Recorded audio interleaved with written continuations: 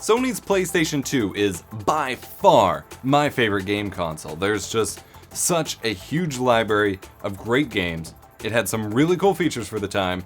It was a pretty awesome DVD player, but it didn't have so great video output. If I could make my ideal gaming console, it would probably be the PS2, but saved natively, your memory card, instead of using memory cards, it could save natively to the hard drive and would just have cleaner video out. Even if it stayed 480p, as long as it stayed 480p or 240p and could then be cleanly upscaled, would be good to go.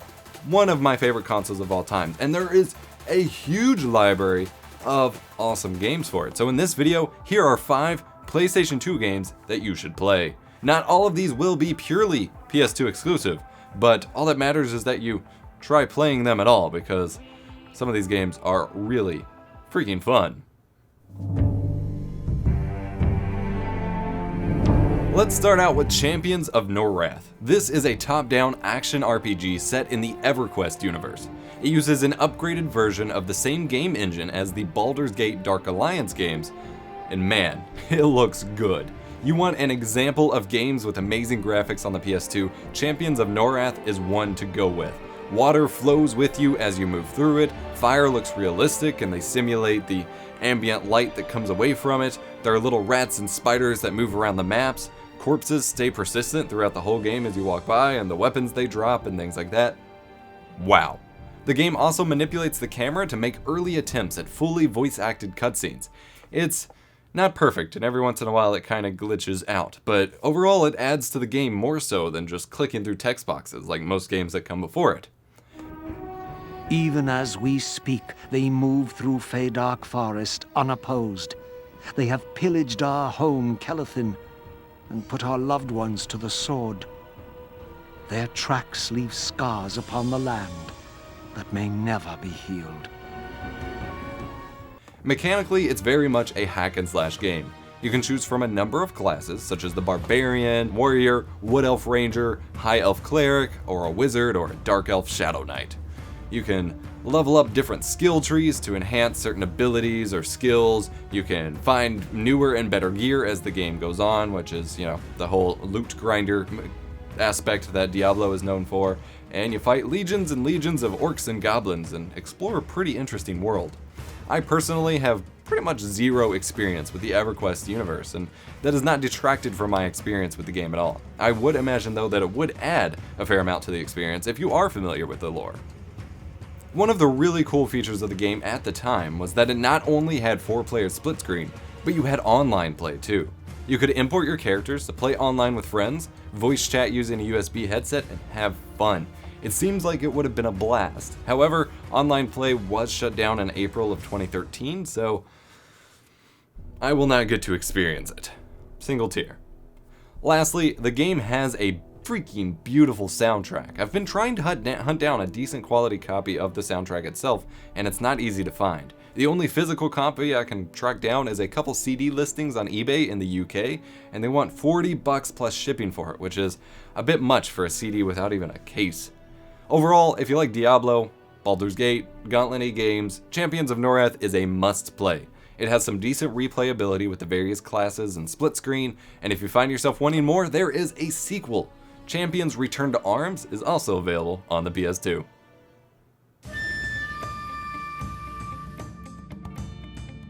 Next up, we have Hideo Kojima at his best with Metal Gear Solid 3.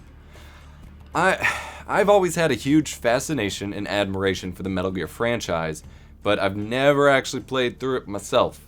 I'm just horrible at it. I'm currently working my way through MGS3, but it's not going well if you've tuned into my live streams. But I have learned from hours of watching analysis videos and having watched my IRL buddy play through them when we were kids, that MGS3 is a good middle ground between Kojima's weird meta dive into making games about gamers with Metal Gear Solid 2, and before all the crazy "the nanomachines did it" madness that took over in Metal Gear Solid 4. So here's my buddy BBK Dragoon, who has quite the history with the franchise, to give you a little bit of a better description. Metal Gear Solid 3 represents not only a superb technical mastery over developing for the PlayStation 2, but also one of the best games the platform has to offer. Kojima's launch title of MGS2 was at the forefront of the PlayStation 2's initial marketing efforts, as it truly showcased what the hardware was capable of. Kojima pushed the tech within the PS2 to its limits from the get-go, with gameplay that still holds up strongly to this day. MGS3 released in 2004, this was 4 years after the PlayStation 2's launch, giving Kojima and his team time to learn and improve upon the tech they pioneered in MGS2. Metal Gear Solid 3 is the perfect starting point for a player new to the Metal Gear universe. What is essentially a prequel to the MGS series, 3 requires no previous knowledge of characters, plot points, or the grand narrative of the Metal Gear series. Longtime fans of the MGS series will of course get to see the origins of some of the franchise's most important and foundational characters, with plenty of stylistic nods and themes that just ooze of Kojima. Make sure to pick up the Subsistence version of the game, which released in 2006 if you're going to be getting the PlayStation 2 copy. MGS3 Subsistence featured a new third-person camera angle that completely revolutionized the game. The top-down static camera viewpoints of previous MGS games worked better in the urban environments in tandem with a more accessible Soliton radar. The jungles of Metal Gear Solid 3 become far more engaging and easier to navigate strategically with this third-person camera angle, which would ultimately become the primary camera system of the series moving forward. Subsistence also features some bonus camos, better in-game demo theater mode with some hilarious parody cutscenes thrown in.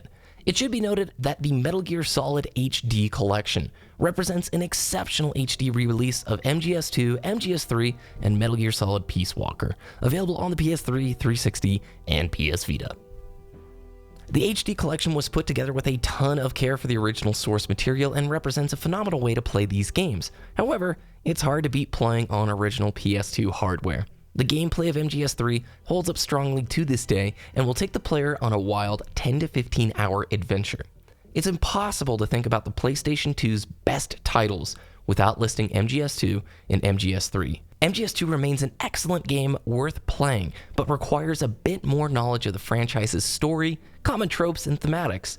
Metal Gear Solid 3 would still be received well if it released today. As a kid, I stayed fairly limited when it comes to trying different franchises of games. I stuck to the ones I knew in many cases. In some ways, that's a good thing, as I've had a blast discovering gems that I never really got to play before. But in the case of Ratchet and Clank, I'm actually kind of sad that I never realized it existed until much later into my adult life, pretty much. I would have enjoyed the heck out of these games growing up. Developed by the awesome Insomniac Studios, there are many Ratchet and Clank games to choose from, but I started with Going Commando. This is the second in the franchise, and frequently regarded as one of the best PS2 games ever made, period. Which is impressive. This is third-person action platforming at its best. You travel to planets in the Bogon Galaxy to find parts for your ship, search for the bad guy, rescue friends, and tackle some side quests. You've got rocket launchers, gravity grenades, laser guns, and your trusty melee wrench at your disposal to take down enemies and break stuff to collect the currency of bolts, to level up your weapons and buy new ammo and things like that. You fight in both the platforming levels and in spaceship fights, which can be a little frustrating with how the camera works, especially on the, with it being an older game, but it's still fun. The game plays out much like a movie, consistent with how the most recently released movie of the franchise and the PS4 reboot turned out, and is still an enjoyable story to sit through. Some of the humor isn't for me these days, but it can still pull a chuckle out of me, and keeps the game feeling too serious, although it doesn't feel serious at all, which, meh. I haven't finished it just yet, but I've thoroughly been enjoying my time with it. And like I said, if you want to keep playing more Ratchet & Clank games, there are plenty to choose from.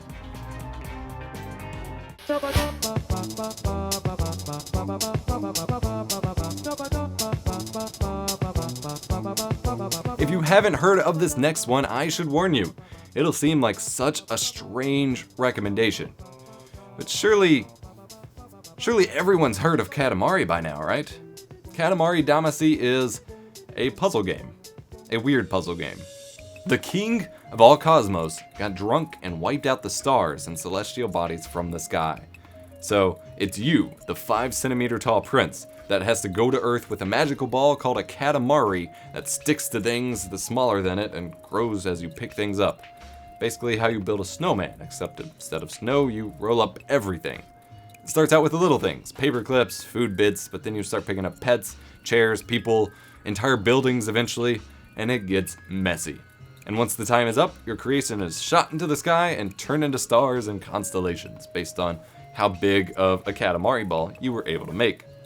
This requires the use of both analog sticks to maneuver your Katamari around to avoid running into things that you can't pick up yet and build speed. And honestly, it gets quite addicting after a while, especially when you're trying to beat the time and beat your previous best size. There are a couple different game modes, a 2-player mode, and a great, although quirky soundtrack.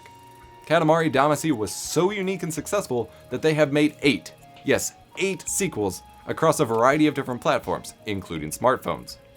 Some still regard Damacy as the best Katamari game, but you have some options to choose from. Lastly, we have a game that's very near and dear to my heart, ATV OffRoad Fury. This is just like it sounds, an ATV racing game. You get to pick your character color and choose between a few different ATV models, balancing between traction, top speed, acceleration, handling, and so on, and about 20 different tracks to race on. Game modes include the normal off-road nationals, stadium supercross, a freestyle mode where you can do little tricks on your ATV, cross-country endurance where you're driving through cities and like suburban areas with train tracks and stuff, and then the pro career. And it supports 4-way multiplayer. The soundtrack was pretty rockin' for the time, featuring only licensed music, so I can't really play it here. This was a game that I sunk so much time into with my dad. On our giant DLP 60-inch TV, it was a blast. We'd try to get high scores over each other, and I had a couple uncles and cousins that would join us too sometimes.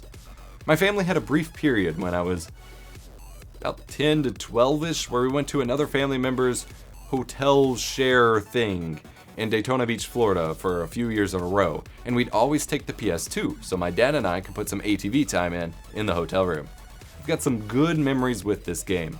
You have to really balance your speed and the angle of your ATV, as you can go flying off of your ride and screw yourself over for positioning in the race. Gotta make sure you pull up on the hill the right way, make sure you land at the right angle, and so on. And if an opponent lands on top of you or you hit a barrier on the side of the map, you will get thrown off your ATV too. So while I'm sure most modern racing games have much stronger skill curves, this game has always felt like a nice balance between mechanics that you have to actually think about a little bit and just being fun arcade racing goodness. And like I said, I'll always have a soft spot for it, just due to the amount of time I put into it with my family. So that's it. That's 5 PS2 games that you should play, regardless of what platform you actually play on it. If you get the real copy, I prefer playing physical copies on original hardware. It's your prerogative. Metal Gear Solid 3 has, of course, been ported over to PS3, and they got the HD collection. They've got different versions. Of course, you want the subsistence version, not the Snake Eater version, but other than that, just make sure you play the games. They're a lot of fun. I recommend these. If you didn't see your favorite game, fear not. Comment with what you think everyone should play from the PS2 library in the comment section down below. We'll probably circle back to this every couple months or so. I want to keep this going. Like I said, PS2 is my favorite console, period. So I want to keep a conversation going about it here on the channel, and I'll have a lot more things to say and quite a few more games to recommend in future episodes. If you liked the video, hit the like button, subscribe for more awesome tech tips. Go check out BBK Dragoon, who talked to me about Metal Gear and has been helping me out in my live streams, linked in the video description. And I'm EposVox. I'll catch you in the next one.